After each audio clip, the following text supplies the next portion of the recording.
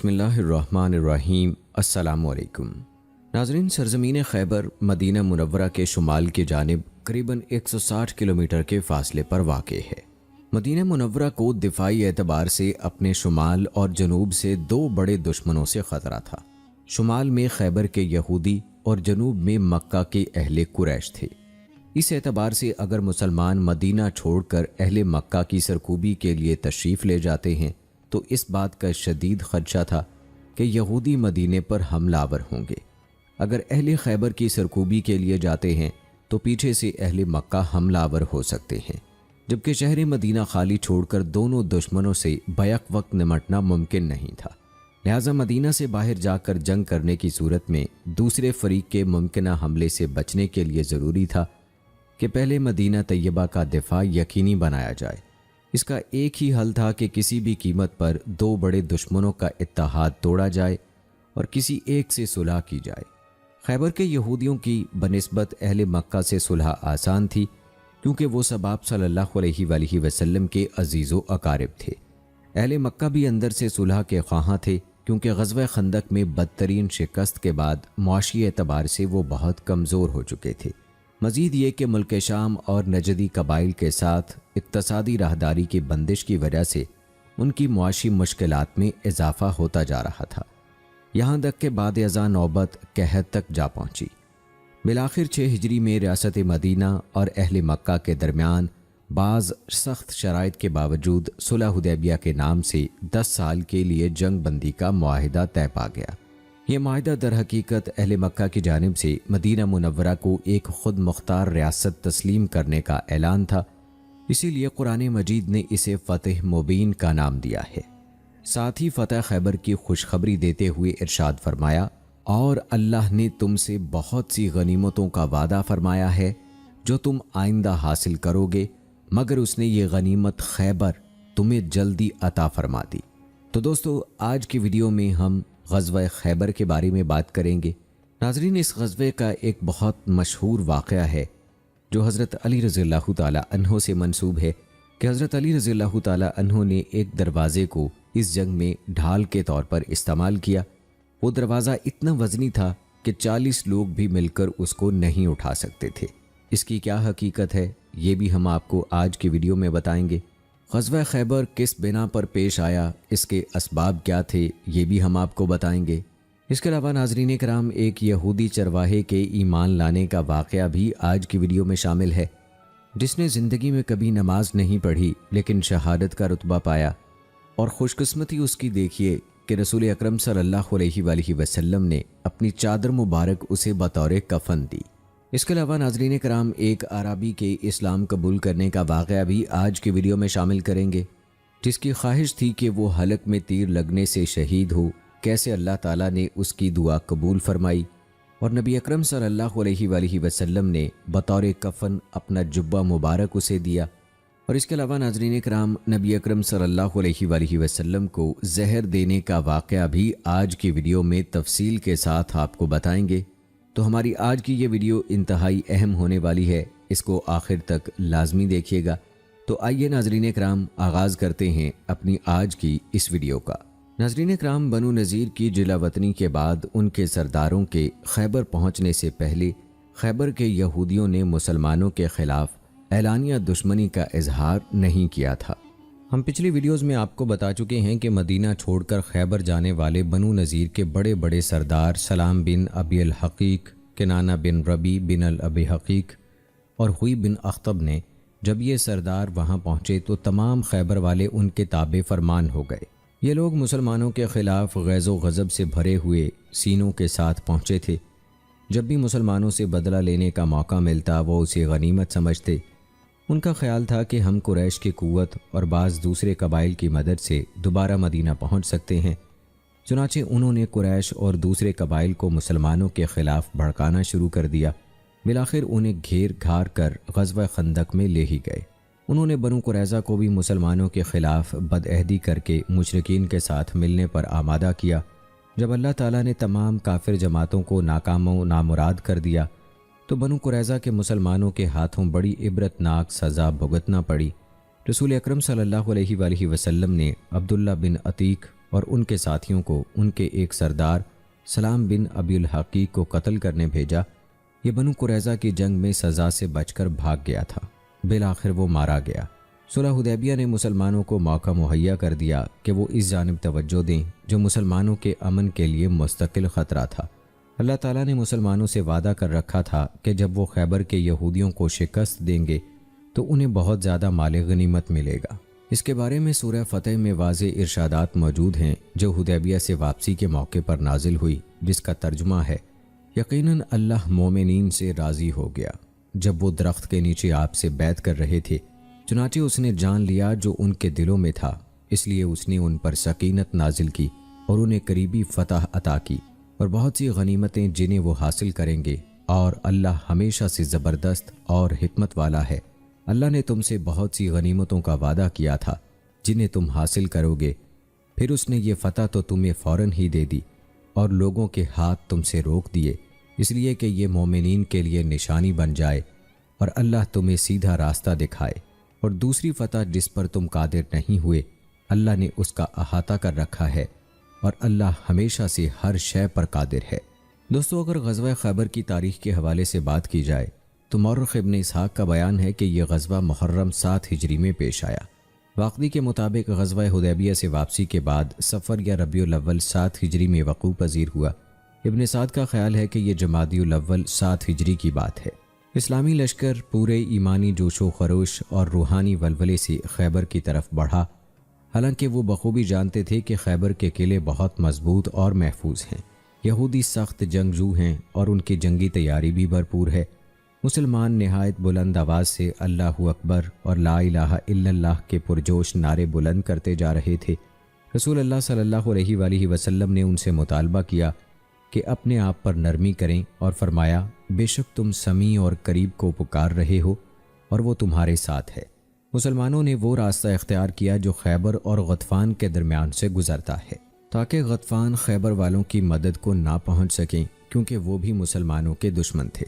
صحابہ کرام فجر طلوع ہونے سے پہلے یہودیوں کے علاقے میں پہنچ گئے۔ انہوں نے فجر کی نماز خیبر کے قریب ادا کی، پھر سورج طلوع ہوتے ہی خیبر پر حملہ کر دیا۔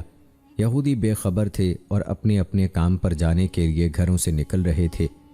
وہ مسلمانوں کو اچانک اپنے علاقے میں دیکھ کر سناٹے میں آ گئے اور یہ کہتے ہوئے واپس بھاگے، محمد اور لشکر۔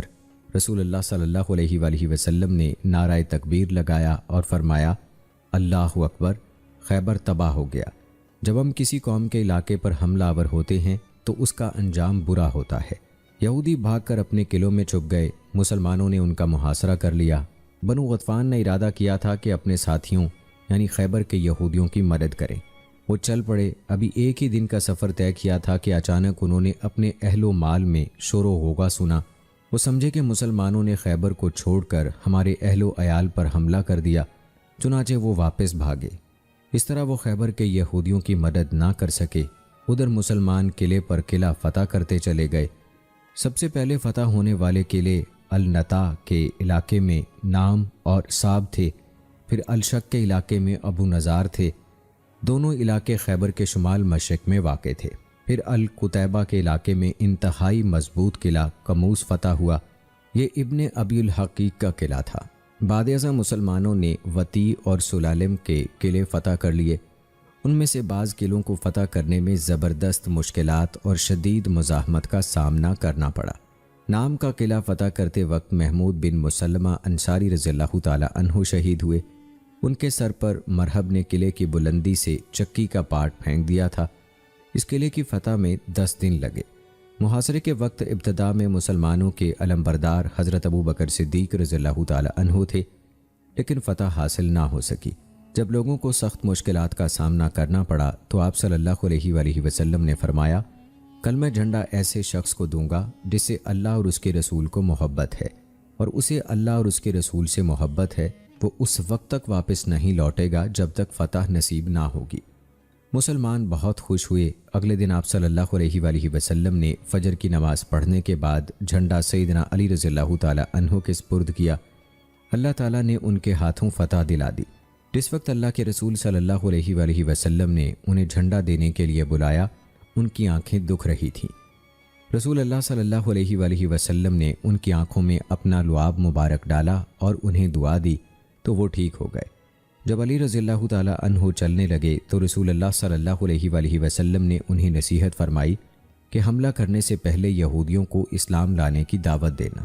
مزید فرمایا، اللہ کی قسم، اللہ تعالیٰ تیرے ہاتھوں کسی ایک آدمی کو بھی ہدایت عطا فرما دے تو یہ تیرے لیے سرخ اونٹوں کی غنیمت سے بہت بہتر ہوگا۔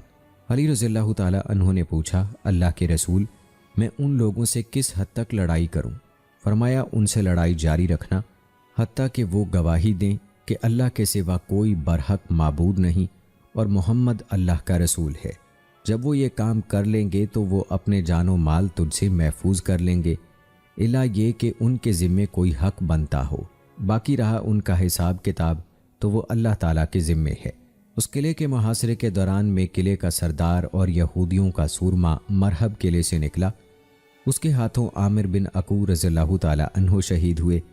پھر علی رضی اللہ تعالیٰ عنہ نے اس سے براہ راست مقابلہ کیا اور بالآخر اسے قتل کر ڈالا۔ مرحب کی ہلاکت سے یہودیوں کے حوصلے اور ولولے ماند پڑ گئے، وہ بہت بددل ہوئے اور بالآخر اس بنا پر شکست کھا گئے۔ حضرت علی رضی اللہ تعالیٰ عنہ کے اس جنگ میں نہایت عظیم مہیر العقول کارنامے بیان کیے جاتے ہیں جو سخت ضعیف ہیں۔ ابن اسحاق نے رسول اللہ صلی اللہ علیہ وآلہ وسلم کے آزاد کردہ غلام ابو رافع رضی اللہ تعالیٰ عنہ سے روایت نقل کی ہے کہ علی رضی اللہ تعالیٰ عنہ قلعے کے قریب پہنچے تو قلعے والے مقابلے کے لیے باہر نکلے۔ علی رضی اللہ تعالیٰ عنہ نے ان سے لڑائی شروع کر دی۔ ایک یہودی نے تلوار کا زوردار وار کیا تو ان کی ڈھال دور جا گری۔ علی رضی اللہ تعالیٰ عنہ نے فوراً قلعے کے پاس پڑا ہوا ایک دروازہ اٹھا لیا اور اسے بطور ڈھال استعمال کرتے رہے۔ دروازہ ان کے ہاتھ ہی میں رہا حتیٰ کہ اللہ تعالیٰ نے اس قلعے پر فتح عطا فرما دی۔ جب علی رضی اللہ تعالیٰ عنہ جنگ سے فارغ ہوئے تب انہوں نے وہ دروازہ اپنے ہاتھوں سے پھینکا۔ راوی ابو رافع کا کہنا ہے، مجھے اچھی طرح یاد ہے کہ ہم 8 آدمیوں نے اس دروازے کو پلٹنے کے لیے پورا زور لگایا، لیکن ہم مل کر بھی اسے پلٹ دینے میں ناکام رہے۔ امام بہقی رحمہ اللہ نے غزوہ خیبر کے متعلق علی رضی اللہ تعالیٰ عنہ کا دروازے والا قصہ 2 متصل سندوں کے ساتھ جابر رضی اللہ تعالیٰ عنہ کے واسطے سے بیان کیا ہے۔ پہلی سند کے الفاظ یہ ہیں کہ علی رضی اللہ تعالیٰ عنہ نے وہ دروازہ اٹھائے رکھا حتیٰ کہ مسلمانوں نے اسی دروازے پر چڑھ کر قلعہ فتح کیا۔ بعد میں 40 آدمی مل کر بھی وہ دروازہ نہ اٹھا سکے۔ دوسری سند کے الفاظ یہ ہیں کہ بعد میں 70 آدمیوں نے مل کر وہ دروازہ بڑی مشکل سے اس کی اصل جگہ پر رکھا۔ قلعہ نام کی فتح کے بعد مسلمان قلعہ صوب بن معاذ کی طرف متوجہ ہوئے۔ مسلمانوں کے علمبردار حباب بن منظر نے خوب داد شجاعت دی حتیٰ کہ 3 دن ہی میں فتح ہو گیا۔ اس قلعے میں مسلمانوں کو بڑی مقدار میں غلہ اور ساز و سامان ہاتھ لگا۔ اس دن غذائی قلت کی وجہ سے مسلمانوں کو کھانے پینے کی بڑی تنگی اور پریشانی تھی۔ اس کے بعد مسلمان قلعہ زبیر کی طرف چل دیے۔ نام، صوب اور فتح ہو جانے والے دیگر قلعوں سے بھاگنے والے یہودی اسی قلعے میں چھپ گئے تھے۔ مسلمانوں نے اس قلعے کا بھی محاصرہ کر لیا اور پانی کا رابطہ منقطع کر دیا۔ یہودی مجبور ہو گئے اور مقابلے کے لیے باہر نکل آئے۔ بالآخر 3 دن کے بعد انہیں بھی شکست فاش کا مزہ چکھنا پڑا۔ اس قلعے کی فتح کے ساتھ ہی مسلمانوں کو علاقہ النطاق پر مکمل غلبہ حاصل ہو گیا۔ یہی وہ علاقہ تھا جس میں یہودیوں کی اصل جنگی قوت جمع تھی۔ پھر مسلمان علاقہ الشق کے قلعوں کی طرف متوجہ ہوئے۔ سب سے پہلے انہوں نے قلعہ ابی فتح کیا۔ اس قلعے سے بعض جنگجو یہودی بھاگ کر قلعہ نزار میں پناہ گزین ہو گئے۔ مسلمان بھی ان کا تعاقب کرتے ہوئے وہیں پہنچ گئے اور ان کا محاصرہ کر لیا۔ بالآخر یہ قلعہ بھی مسلمانوں کے زیر نگین آ گیا۔ جو ہی یہ قلعہ فتح ہوا، علاقہ الشق کے دوسرے قلعوں سے سارے یہودی نکل بھاگے اور سب سے مضبوط قلعوں قموس، وطی اور سلالم میں اکٹھے ہو گئے۔ مسلمانوں نے 14 دن تک ان کا محاصرہ جاری رکھا۔ آخر کار وہ صلح کی درخواست کرنے پر مجبور ہو گئے۔ اس طرح خیبر شدید جنگ کے بعد فتح ہوا۔ بخاری، مسلم اور ابو داؤد شریف کی روایات میں صراحت کے ساتھ ہے کہ رسول اللہ صلی اللہ علیہ وآلہ وسلم نے خیبر پر حملہ کیا اور زبردست مقابلے کے بعد اسے فتح کر لیا۔ رسول اللہ صلی اللہ علیہ وآلہ وسلم خیبر کی فتح سے فارغ ہوئے تو اللہ تعالیٰ نے فدق کے یہودیوں کے دلوں میں بھی مسلمانوں کا روب ڈال دیا۔ فدق خیبر کے شمال میں واقع ہے۔ اہل فدق نے رسول اللہ صلی اللہ علیہ وآلہ وسلم کو مصالحت کا پیغام بھیجا کہ ہم آپ کو فدق کے نصف پیداوار ادا کیا کریں گے۔ آپ صلی اللہ علیہ وآلہ وسلم نے ان کی یہ درخواست منظور کر لی۔ اس طرح فدق مال غنیمت کی بجائے خالص رسول اللہ صلی اللہ علیہ وآلہ وسلم کی ملکیت قرار پایا، کیونکہ یہ بغیر کسی جنگی کارروائی کے فتح ہوا تھا اور مسلمانوں کو اس کے لیے کوئی تگ و تاز کرنے کی ضرورت پیش نہیں آئی تھی۔ خیبر کی مختلف جنگوں میں 93 یہودی قتل ہوئے، ان کی عورتیں اور بچے قیدی بنا لیے گئے۔ ان عورتوں میں صفیہ بنت ہوئی بن اخطب بھی تھی، جنہیں رسول اللہ صلی اللہ علیہ وآلہ وسلم نے دہیہ رضی اللہ تعالی عنہ سے خریدا تھا، کیونکہ یہ ان کے حصے میں آئی تھیں۔ آپ صلی اللہ علیہ وآلہ وسلم نے انہیں خرید کر آزاد کیا اور ان سے نکاح کر لیا۔ مدینہ منورہ واپسی کے دوران راستے ہی میں آپ صلی اللہ علیہ وآلہ وسلم نے ان کے ساتھ رات گزاری۔ اس رات ابو ایوب انصاری رضی اللہ تعالی عنہ رضاکارانہ طور پر آپ صلی اللہ علیہ وآلہ وسلم کے خیمے کے باہر پہرا دے رہے تھے۔ مسلمانوں میں سے ابن اسحاق کے مطابق 20 آدمی اور واقعے کے بقول 15 آدمی شہید ہوئے۔ شہید ہونے والوں میں بکریوں کا ایک حبشی چرواہا بھی تھا، وہ کسی یہودی کا نوکر تھا۔ ہوا یہ کہ جب رسول اللہ صلی اللہ علیہ وآلہ وسلم نے خیبر کے ایک قلعے کا محاصرہ کیا ہوا تھا تو یہ شخص آپ کے پاس پہنچا، اس کے ساتھ وہ بکریاں بھی تھیں جنہیں وہ چرا رہا تھا۔ اس نے آپ سے درخواست کی کہ مجھے اسلام سے آگاہ فرمائیں۔ آپ صلی اللہ علیہ وآلہ وسلم نے اسے اسلامی تعلیمات بتائیں تو وہ مسلمان ہو گیا۔ اس نے آپ صلی اللہ علیہ وآلہ وسلم سے بکریوں کے متعلق پوچھا کہ ان کا کیا کرے؟ آپ نے فرمایا انہیں بھگا دو، یہ خود بخود اپنے مالکوں کے پاس پہنچ جائیں گی۔ چرواہے نے کنکریوں کی ایک مٹھی اٹھائی، بکریوں کے چہروں کی طرف پھینکی، وہ بھاگ کھڑی ہوئیں اور اپنے مالکوں کے پاس پہنچ گئیں۔ پھر وہ جہاد میں حصہ لینے کے لیے آگے بڑھا۔ اچانک اسے ایک پتھر آ لگا جس کی ضرب سے اس کی روح پرواز کر گئی اور وہ درجہ شہادت پر فائز ہو گیا، حالانکہ اس نے ابھی تک ایک نماز بھی نہیں پڑھی تھی۔ اس کی لاش رسول اللہ صلی اللہ علیہ وآلہ وسلم کی خدمت میں لائی گئی۔ آپ صلی اللہ علیہ وآلہ وسلم نے اس پر اپنی چادر مبارک ڈال دی اور ایک نظر اسے دیکھا، لیکن فوراً ہی اپنا چہرہ مبارک پھیر لیا۔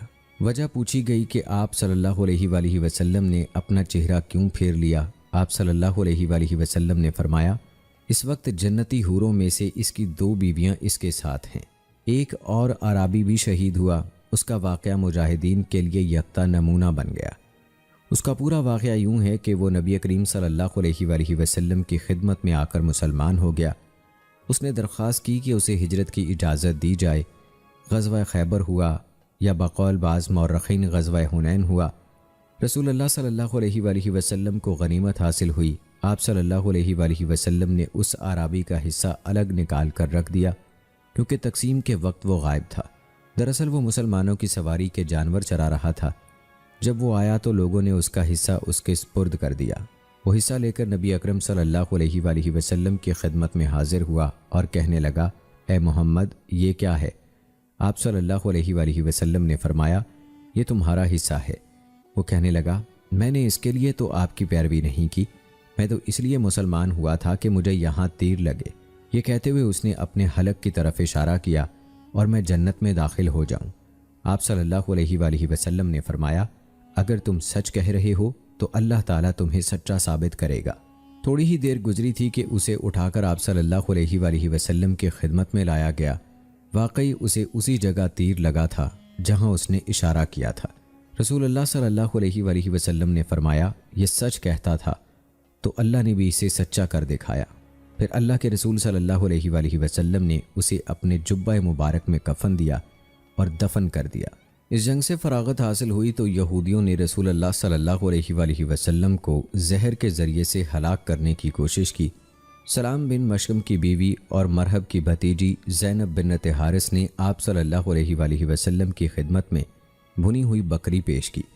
اس میں زہر لگایا گیا تھا۔ بکری کے بازو کے گوشت پر زیادہ زہر لگایا گیا تھا، کیونکہ اسے معلوم تھا کہ رسول اللہ صلی اللہ علیہ وآلہ وسلم بازو کا گوشت رغبت سے تناول فرماتے ہیں، یعنی نبی کریم صلی اللہ علیہ وآلہ وسلم کو دستی کا گوشت بہت پسند تھا۔ جب آپ صلی اللہ علیہ وآلہ وسلم نے بازو کا گوشت منہ میں رکھا تو گوشت بول اٹھا کہ میں زہر آلود ہوں۔ آپ نے اسے فوراً اگل دیا۔ عورت کو بلا کر پوچھا گیا، اس نے اعتراف جرم کر لیا۔ آپ نے اسے کوئی سزا نہ دی، لیکن جب بشر بن برا بن معرور رضی اللہ تعالی عنہ زہر کے اثر سے شہید ہو گئے تو آپ صلی اللہ علیہ وآلہ وسلم نے اس عورت کو قتل کرا دیا۔ ویسے علماء کا اس میں اختلاف بھی ہے، کچھ کے نزدیک اسے قتل نہیں کرایا گیا۔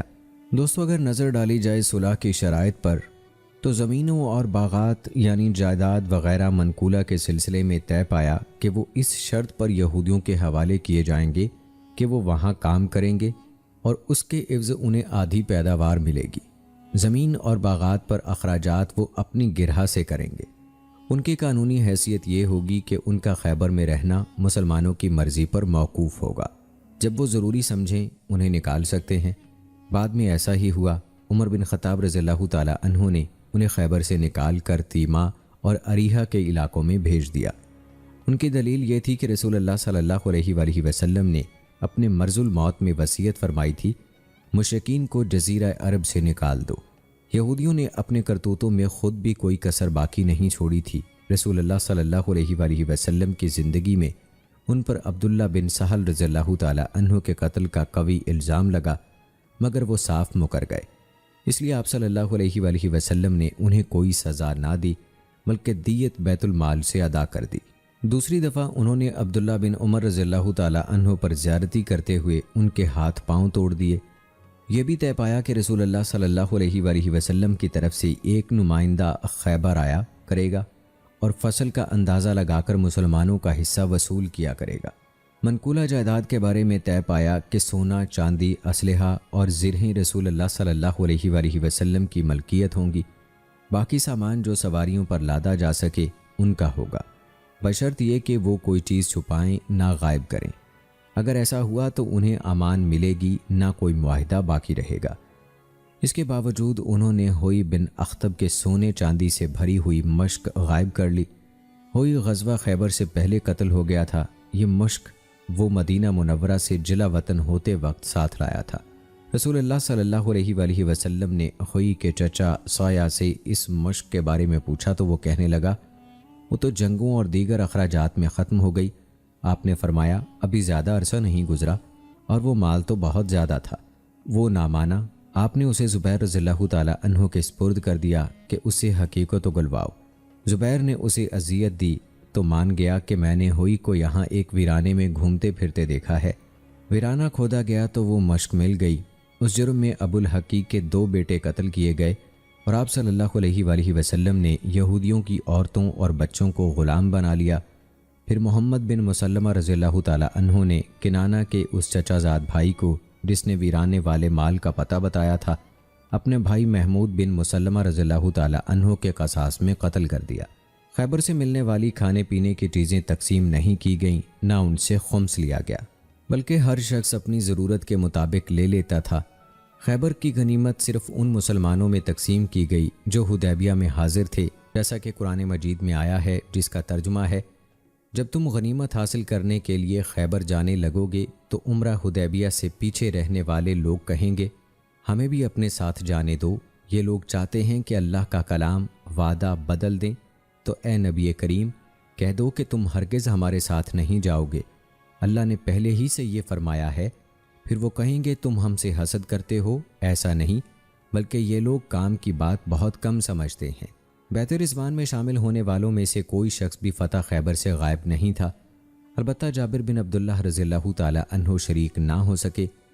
اس کے باوجود انہیں دوسرے مجاہدین کی طرح جو غزوہ حدیبیہ میں حاضر تھے پورا حصہ دیا گیا۔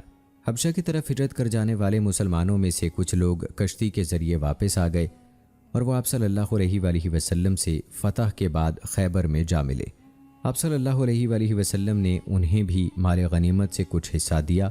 یہ 53 آدمی تھے جو جعفر بن ابی طالب رضی اللہ تعالی عنہ کی قیادت میں آئے تھے۔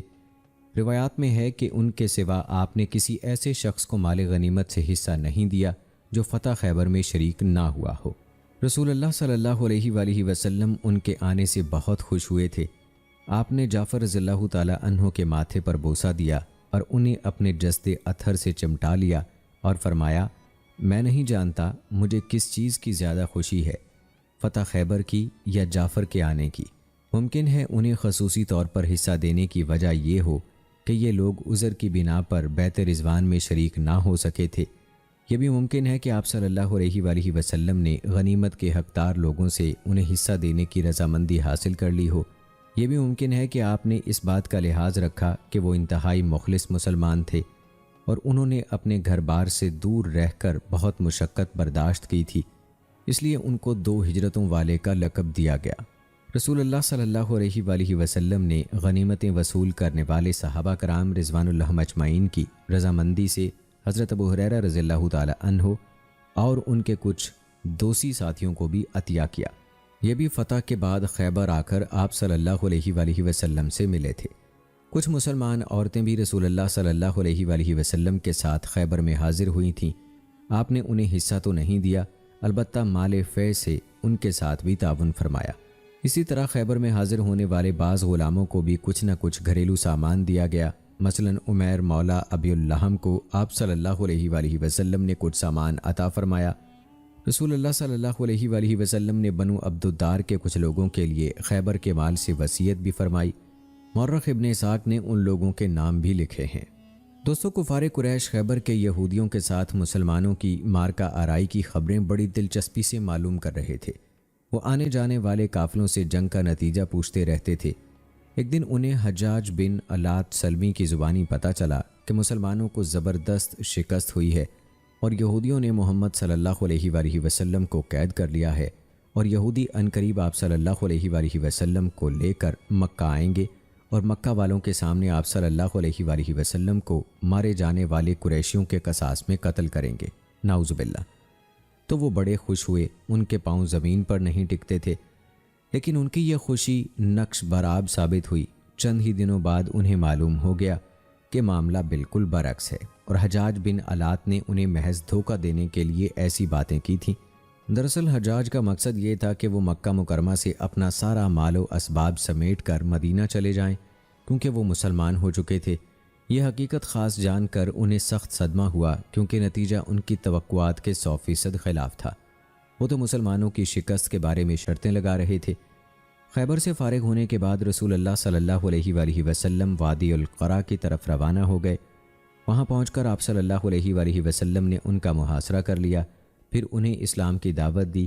آپ نے انہیں بتایا کہ اگر وہ مسلمان ہو جائیں تو ان کا جان و مال محفوظ رہے گا اور ان کا حساب اللہ تعالیٰ کے سپرد ہوگا۔ ان میں سے ایک آدمی مقابلے کے لیے نکلا، زبیر رضی اللہ تعالیٰ عنہ اس کے مقابلے میں آئے اور اس کا کام تمام کر دیا۔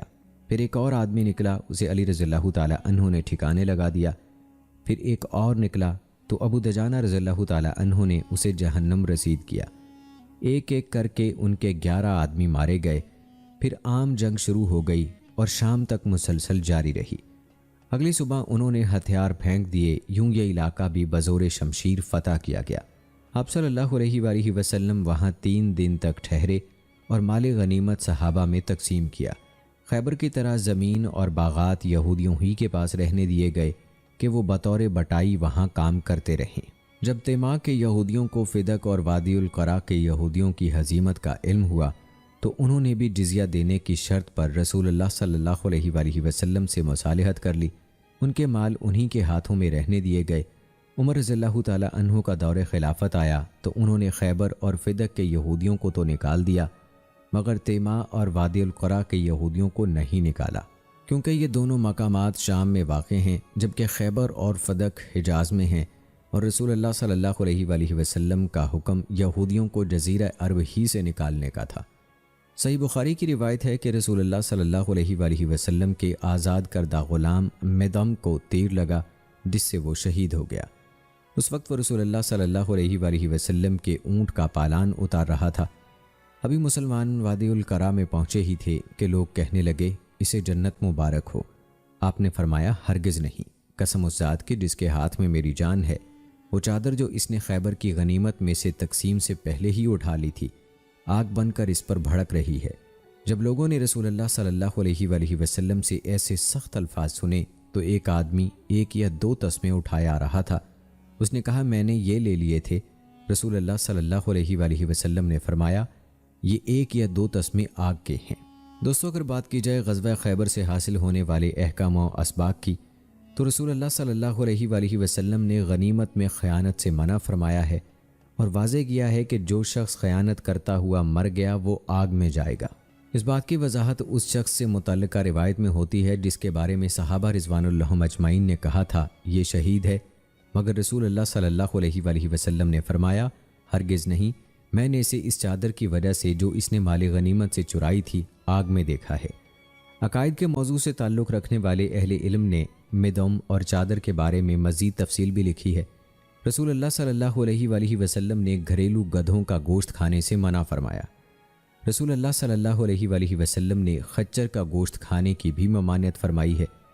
آپ صلی اللہ علیہ وآلہ وسلم نے ہر شکاری درندے اور پرندے کا گوشت کھانے سے بھی منع فرمایا ہے۔ آپ نے ان قیدی عورتوں کے ساتھ جماع کرنے سے منع فرمایا جو حاملہ ہوں جب تک کہ وہ بچے کو جنم نہ دیں۔ بکثرت گندگی کھانے والے جانوروں پر سواری، ان کا گوشت کھانا اور دودھ پینا سب حرام ہے۔ تقسیم ہونے سے پہلے غنیمت کے مال سے لوٹ مار حرام ہے۔ اللہ تعالیٰ نے اپنے نبی کریم صلی اللہ علیہ وآلہ وسلم کی نبوت کے اثبات اور عبرت عام کے لیے بعض معجزات ظاہر فرمائے، مثلا علی رضی اللہ تعالیٰ عنہ کی آنکھوں پر لعاب مبارک لگانے کا واقعہ اور بکری کے زہر آلود گوشت کا آپ کو بتا دینا کہ میں زہر آلود ہوں۔ اسی طرح صحیح روایت ہے کہ سلمہ بن عقو رضی اللہ تعالیٰ عنہ کے گھٹنے پر تلوار کی ضرب لگی، آپ نے اس جگہ 3 دفعہ اپنا لعاب مبارک لگایا، اس کے بعد اس جگہ کبھی کوئی تکلیف نہ ہوئی۔ حبشہ سے آنے والے مہاجرین کو کچھ حصہ دینے کی روایت سے پتہ چلتا ہے کہ اگر کوئی اضافی لشکر مرد کے لیے آئے اور وہ جنگ کے بعد پہنچے تو انہیں مال غنیمت سے حصہ نہیں ملے گا، البتہ لڑائی کرنے والے لشکر کی رضامندی اور اجازت سے کچھ دیا جا سکتا ہے۔ باغ اور کھیت بٹائی پر دینا جائز ہے، یعنی محنت کرنے والے کو اسی باغ یا کھیت کی پیداوار سے معین حصہ دینا طے کر لیا جائے۔ یہ مشاورت اور مزاربت کی ایک صورت ہے۔ جو شخص مزاربت کو تو جائز سمجھتا ہے مگر مزارت یعنی بٹائی پر زمین یا باغ دینے کو جائز نہیں سمجھتا، وہ گویا ایک جیسی 2 چیزوں میں فرق کر رہا ہے، اس کا یہ عمل ٹھیک نہیں۔ بٹائی کی صورت میں ضروری نہیں کہ بیج یا دوسرے اخراجات مالک زمین کی طرف سے ہوں، کیونکہ رسول اللہ صلی اللہ علیہ وآلہ وسلم نے یہودیوں کو صرف زمین سپرد کی تھی، باقی ہر قسم کے اخراجات انہی کے ذمے تھے۔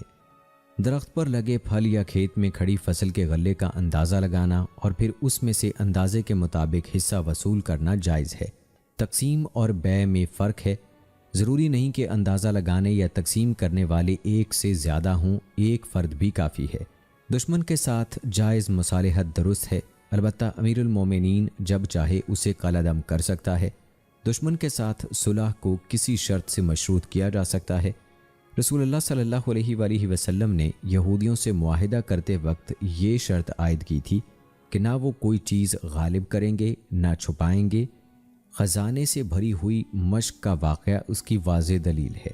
احکام میں قرائن اور علامات بھی معتبر ہیں۔ نبی کریم صلی اللہ علیہ وآلہ وسلم نے کنانہ سے فرمایا تھا وہ مال بہت زیادہ تھا، ابھی وقت اتنا نہیں گزرا۔ آپ صلی اللہ علیہ وآلہ وسلم نے یہ فرمایا کہ اس کے اس جھوٹ کو ثابت کرنا چاہا کہ وہ مال تو جنگوں اور دیگر اخراجات میں ختم ہو گیا، اگر درپیش حالت کا تقاضا ہو تو ذمیوں کو دارالاسلام سے نکالا جا سکتا ہے۔ عمر رضی اللہ تعالیٰ عنہ نے اپنے دور خلافت میں خیبر کے یہودیوں کو نکال دیا تھا۔ خیبر کے یہودیوں سے جزیہ نہ لینے کی وجہ یہ نہیں کہ وہ ذمی نہیں تھے، بلکہ اس وقت تک جزیے کا حکم نازل نہیں ہوا تھا۔ اگر ذمیوں کی طرف سے عہد کے خلاف ورزی کی بنا پر معاہدہ ٹوٹ جائے تو اس کا اثر عورتوں اور بچوں پر بھی پڑے گا۔ ایسی صورت میں اگر چند افراد نقض عہد میں جبراً شریک نہ ہوں مگر اپنی قوم ہی کا ساتھ دیں تو انہیں بھی خلاف ورزی کرنے والا سمجھا جائے گا، بالخصوص جب کہ خلاف ورزی کرنے والے معزز اور سردار لوگ ہوں، جیسا کہ کنانہ اور ابی الحقیق کے 2 بیٹوں کے واقعے سے ظاہر ہے۔ البتہ جب خلاف ورزی کرنے والا کوئی عام فرد ہو اور باقی افراد اس کا ساتھ نہ دیں تو اس خلاف ورزی کا اثر اس کے بیوی بچوں پر بھی نہیں پڑے گا۔ آدمی کو حق ہے کہ اپنی لونڈی کو آزاد کر کے اس سے نکاح کر لے اور اسے بیوی بنا لے اور اس کی آزادی ہی کو اس کا حق مہر قرار دے۔ ایسے نکاح میں لونڈی کی رضامندی، اس کے اولیاء کی اجازت اور گواہوں کی ضرورت نہیں، بلکہ لفظ نکاح اور ایجاب و قبول بھی ضروری نہیں۔ مزید برآں سفر کے دوران میں رخصتی اور بیوی کے ساتھ شب بسری بھی جائز ہے۔ یہ سب کچھ رسول اللہ صلی اللہ علیہ وآلہ وسلم اور حضرت صفیہ رضی اللہ تعالی عنہا کے نکاح سے صاف ظاہر ہے۔ اپنے آپ پر یا کسی دوسرے پر جھوٹ بولنا جنگ میں اس شرط کے ساتھ جائز ہے کہ اس دوسرے شخص کو اس جھوٹ سے کوئی نقصان نہ پہنچتا ہو، بشرط یہ کہ اس کا مقصد اپنا حق حاصل کرنا ہو۔ اگر کوئی شخص کسی کو زہر دے کر مار دے تو اسے قصاص میں قتل کیا جا سکتا ہے۔ اہل کتاب کا ذبح کیا ہوا جانور اور پکا ہوا کھانا جائز اور تحفہ بھی قبول کیا جا سکتا ہے۔ جو علاقہ بزور شمشیر فتح کیا جائے اس کے بارے میں امیر المومنین کو اختیار ہے، چاہے مجاہدین میں تقسیم کر دے، چاہے سرکاری ملکیت میں رہنے دے، اور چاہے تو کچھ زمین تقسیم کر دے اور باقی سرکاری ملکیت میں رکھے۔ حرمت والے مہینے میں کافروں کو قتل کیا جا سکتا ہے، اور جن کفار و مشرکین کو دعوت اسلام دی جا چکی ہو انہیں بغیر تنبیہ و اطلاع حملے کا نشانہ بنایا جا سکتا ہے۔ مال غنیمت غانمین میں برابر برابر تقسیم کیا جائے گا۔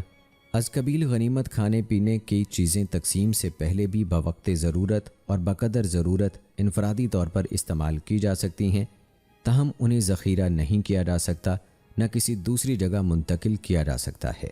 دوستو، کچھ مورخین نے غزوہ خیبر کو کچھ اس انداز میں اور کچھ ان الفاظ میں بھی بیان کیا ہے۔ آئیے آپ کو ان مورخین کے مطابق بھی غزوہ خیبر کے واقعے کو بیان کرتے ہیں۔ دوستو، بنو نذیر کی جلا وطنی کے بعد ان کے سرداروں کے خیبر پہنچنے سے پہلے خیبر کے یہودیوں نے مسلمانوں کے خلاف اعلانیہ دشمنی کا اظہار نہیں کیا تھا۔ ہم پچھلی ویڈیوز میں آپ کو بتا چکے ہیں کہ مدینہ چھوڑ کر خیبر جانے والے بنو نذیر کے بڑے بڑے سردار سلام بن ابی الحقیق، کنانہ بن ربی بن الابی حقیق اور ہوئی بن اخطب نے جب یہ سردار وہاں پہنچے تو تمام خیبر والے ان کے تابع فرمان ہو گئے۔ یہ لوگ مسلمانوں کے خلاف غیظ و غضب سے بھرے ہوئے سینوں کے ساتھ پہنچے تھے۔ جب بھی مسلمانوں سے بدلہ لینے کا موقع ملتا وہ اسے غنیمت سمجھتے۔ ان کا خیال تھا کہ ہم قریش کی قوت اور بعض دوسرے قبائل کی مدد سے دوبارہ مدینہ پہنچ سکتے ہیں۔ چنانچہ انہوں نے قریش اور دوسرے قبائل کو مسلمانوں کے خلاف بھڑکانا شروع کر دیا۔ بالآخر انہیں گھیر گھار کر غزوہ خندق میں لے ہی گئے۔ انہوں نے بنو قریظہ کو بھی مسلمانوں کے خلاف بدعہدی کر کے مشرکین کے ساتھ ملنے پر آمادہ کیا۔ جب اللہ تعالیٰ نے تمام کافر جماعتوں کو ناکام و نامراد کر دیا تو بنو قریظہ کے مسلمانوں کے ہاتھوں بڑی عبرتناک سزا بھگتنا پڑی۔ رسول اکرم صلی اللہ علیہ وآلہ وسلم نے عبداللہ بن عتیق اور ان کے ساتھیوں کو ان کے ایک سردار سلام بن ابی الحقیق کو قتل کرنے بھیجا۔ یہ بنو قریظہ کی جنگ میں سزا سے بچ کر بھاگ گیا تھا۔ بالآخر وہ مارا گیا۔ صلح حدیبیہ نے مسلمانوں کو موقع مہیا کر دیا کہ وہ اس جانب توجہ دیں جو مسلمانوں کے امن کے لیے مستقل خطرہ تھا۔ اللہ تعالیٰ نے مسلمانوں سے وعدہ کر رکھا تھا کہ جب وہ خیبر کے یہودیوں کو شکست دیں گے تو انہیں بہت زیادہ مال غنیمت ملے گا۔ اس کے بارے میں سورہ فتح میں واضح ارشادات موجود ہیں جو حدیبیہ سے واپسی کے موقع پر نازل ہوئی، جس کا ترجمہ ہے یقیناً اللہ مومنین سے راضی ہو گیا جب وہ درخت کے نیچے آپ سے بیعت کر رہے تھے، چنانچہ اس نے جان لیا جو ان کے دلوں میں تھا، اس لیے اس نے ان پر سکینت نازل کی اور انہیں قریبی فتح عطا کی اور بہت سی غنیمتیں جنہیں وہ حاصل کریں گے، اور اللہ ہمیشہ سے زبردست اور حکمت والا ہے۔ اللہ نے تم سے بہت سی غنیمتوں کا وعدہ کیا تھا جنہیں تم حاصل کرو گے، پھر اس نے یہ فتح تو تمہیں فوراً ہی دے دی اور لوگوں کے ہاتھ تم سے روک دیے، اس لیے کہ یہ مومنین کے لیے نشانی بن جائے اور اللہ تمہیں سیدھا راستہ دکھائے۔ اور دوسری فتح جس پر تم قادر نہیں ہوئے اللہ نے اس کا احاطہ کر رکھا ہے، اور اللہ ہمیشہ سے ہر شے پر قادر ہے۔ دوستو، اگر غزوہ خیبر کی تاریخ کے حوالے سے بات کی جائے تو مورخ ابن اسحاق کا بیان ہے کہ یہ غزوہ محرم 7 ہجری میں پیش آیا۔ واقعی کے مطابق غزوہ حدیبیہ سے واپسی کے بعد صفر یا ربیع الاول 7 ہجری میں وقوع پذیر ہوا۔ ابن سعد کا خیال ہے کہ یہ جمادی الاول 7 ہجری کی بات ہے۔ اسلامی لشکر پورے ایمانی جوش و خروش اور روحانی ولولے سے خیبر کی طرف بڑھا، حالانکہ وہ بخوبی جانتے تھے کہ خیبر کے قلعے بہت مضبوط اور محفوظ ہیں، یہودی سخت جنگجو ہیں اور ان کی جنگی تیاری بھی بھرپور ہے۔ مسلمان نہایت بلند آواز سے اللہ اکبر اور لا الہ الا اللہ کے پرجوش نعرے بلند کرتے جا رہے تھے۔ رسول اللہ صلی اللہ علیہ وآلہ وسلم نے ان سے مطالبہ کیا کہ اپنے آپ پر نرمی کریں اور فرمایا بے شک تم سمیع اور قریب کو پکار رہے ہو اور وہ تمہارے ساتھ ہے۔ مسلمانوں نے وہ راستہ اختیار کیا جو خیبر اور غطفان کے درمیان سے گزرتا ہے، تاکہ غطفان خیبر والوں کی مدد کو نہ پہنچ سکیں، کیونکہ وہ بھی مسلمانوں کے دشمن تھے۔ صحابہ کرام فجر طلوع ہونے سے پہلے یہودیوں کے علاقے میں پہنچ گئے۔ انہوں نے فجر کی نماز خیبر کے قریب ادا کی، پھر سورج طلوع ہوتے ہی خیبر پر حملہ کر دیا۔ یہودی بے خبر تھے اور اپنے اپنے کام پر جانے کے لیے گھروں سے نکل رہے تھے۔ وہ مسلمانوں کو اچانک اپنے علاقے میں دیکھ کر سناٹے میں آ گئے اور یہ کہتے ہوئے واپس بھاگے، محمد اور لشکر۔ رسول اللہ صلی اللہ علیہ وآلہ وسلم نے نعرہ تکبیر لگایا اور فرمایا، اللہ اکبر، خیبر تباہ ہو گیا۔ جب ہم کسی قوم کے علاقے پر حملہ آور ہوتے ہیں تو اس کا انجام برا ہوتا ہے۔ یہودی بھاگ کر اپنے قلعوں میں چھپ گئے، مسلمانوں نے ان کا محاصرہ کر لیا۔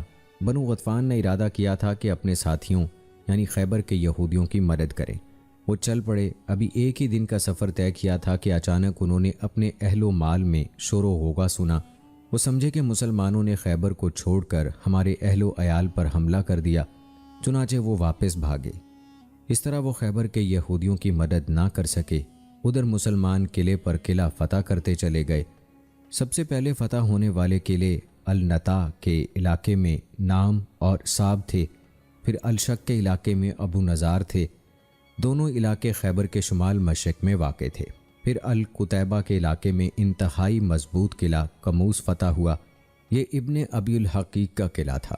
بعد ازاں مسلمانوں نے وطی اور سلالم کے قلعے فتح کر لیے۔ ان میں سے بعض قلعوں کو فتح کرنے میں زبردست مشکلات اور شدید مزاحمت کا سامنا کرنا پڑا۔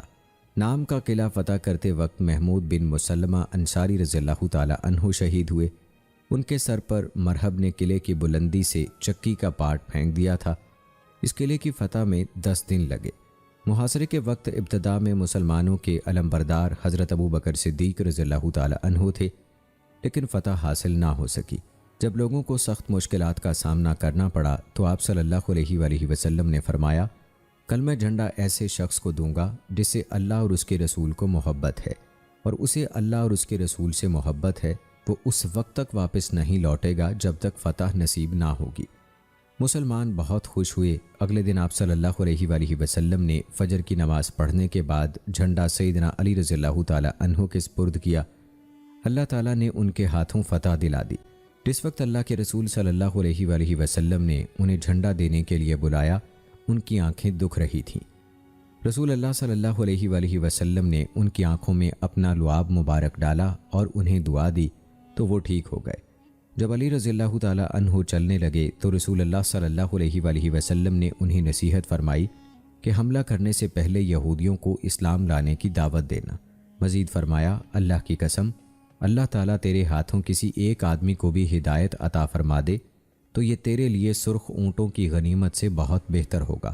علی رضی اللہ تعالی عنہ نے پوچھا، اللہ کے رسول، میں ان لوگوں سے کس حد تک لڑائی کروں؟ فرمایا، ان سے لڑائی جاری رکھنا حتیٰ کہ وہ گواہی دیں کہ اللہ کے سوا کوئی برحق معبود نہیں اور محمد اللہ کا رسول ہے۔ جب وہ یہ کام کر لیں گے تو وہ اپنے جان و مال تجھ سے محفوظ کر لیں گے، الا یہ کہ ان کے ذمے کوئی حق بنتا ہو۔ باقی رہا ان کا حساب کتاب تو وہ اللہ تعالیٰ کے ذمے ہے۔ اس قلعے کے محاصرے کے دوران میں قلعے کا سردار اور یہودیوں کا سورما مرہب قلعے سے نکلا۔ اس کے ہاتھوں عامر بن عقو رضی اللہ تعالی عنہ شہید ہوئے۔ پھر علی رضی اللہ تعالی عنہ نے اس سے براہ راست مقابلہ کیا اور بالآخر اسے قتل کر ڈالا۔ مرہب کی ہلاکت سے یہودیوں کے حوصلے اور ولولے ماند پڑ گئے۔ وہ بہت بددل ہوئے اور بالآخر اس بنا پر شکست کھا گئے۔ حضرت علی رضی اللہ تعالی عنہ کے اس جنگ میں نہایت عظیم مہیر العقول کارنامے بیان کیے جاتے ہیں جو سخت ضعیف ہیں۔ ابن اسحاق نے رسول اللہ صلی اللہ علیہ وآلہ وسلم کے آزاد کردہ غلام ابو رافع رضی اللہ تعالی عنہ سے روایت نقل کی ہے کہ علی رضی اللہ تعالی عنہ قلعے کے قریب پہنچے تو قلعے والے مقابلے کے لیے باہر نکلے۔ علی رضی اللہ تعالی عنہ نے ان سے لڑائی شروع کر دی۔ ایک یہودی نے تلوار کا زوردار وار کیا تو ان کی ڈھال دور جا گری۔ علی رضی اللہ تعالی عنہ نے فوراً قلعے کے پاس پڑا ہوا ایک دروازہ اٹھا لیا اور اسے بطور ڈھال استعمال کرتے رہے۔ دروازہ ان کے ہاتھ ہی میں رہا حتیٰ کہ اللہ تعالیٰ نے اس قلعے پر فتح عطا فرما دی۔ جب علی رضی اللہ تعالی عنہ جنگ سے فارغ ہوئے تب انہوں نے وہ دروازہ اپنے ہاتھوں سے پھینکا۔ راوی ابو رافع کا کہنا ہے، مجھے اچھی طرح یاد ہے کہ ہم 8 آدمیوں نے اس دروازے کو پلٹنے کے لیے پورا زور لگایا، لیکن ہم مل کر بھی اسے پلٹ دینے میں ناکام رہے۔ امام بہقی رحمہ اللہ نے غزوہ خیبر کے متعلق علی رضی اللہ تعالی عنہ کا دروازے والا قصہ 2 متصل سندوں کے ساتھ جابر رضی اللہ تعالی عنہ کے واسطے سے بیان کیا ہے۔ پہلی سند کے الفاظ یہ ہیں کہ علی رضی اللہ تعالی عنہ نے وہ دروازہ اٹھائے رکھا حتیٰ کہ مسلمانوں نے اسی دروازے پر چڑھ کر قلعہ فتح کیا۔ بعد میں 40 آدمی مل کر بھی وہ دروازہ نہ اٹھا سکے۔ دوسری سند کے الفاظ یہ ہیں کہ بعد میں 70 آدمیوں نے مل کر وہ دروازہ بڑی مشکل سے اس کی اصل جگہ پر رکھا۔ دوستو، قلعہ کموس وہ قلعہ ہے جس میں مشہور زمانہ یہودی پہلوان مرہب حضرت علی رضی اللہ تعالی عنہ کے ہاتھوں واصل جہنم ہوا۔ بعض علماء نے لکھا ہے کہ مرہب اور سید علی رضی اللہ تعالی عنہ کا مقابلہ قلعہ کموس میں ہوا تھا، تاہم اکثریت کے نزدیک یہ مقابلہ قلعہ نام میں ہی ہوا تھا۔ دوسرا قلعہ الصوب سیدنا حباب بن منظر رضی اللہ تعالی عنہ کے ہاتھوں فتح ہوا۔ تیسرا قلعہ سیدنا زبیر رضی اللہ تعالی عنہ کے ہاتھوں فتح ہوا۔ اس کے بعد خطہ شق کے دونوں قلعے اور خطہ قتیبہ کے تینوں قلعے بھی یکے بعد دیگرے فتح ہو گئے۔ یوں خیبر کا سارا زرخیز ترین علاقہ اب مسلمانوں کے تصرف میں آ چکا تھا۔ اس جنگ میں 16 مسلمان شہید جبکہ 93 یہودی قتل ہوئے۔ تو دوستو، یہ تھا غزوہ خیبر کا مختصر سا احوال۔ امید کرتے ہیں کہ آپ کو ہماری آج کی یہ ویڈیو پسند آئی ہوگی۔ آج کی اس ویڈیو کے متعلق اپنی رائے کا اظہار کمنٹ باکس میں لازمی کیجیے گا۔ ملتے ہیں اگلی ویڈیو میں، تب تک کے لیے مجھے اجازت دیں۔ اللہ حافظ۔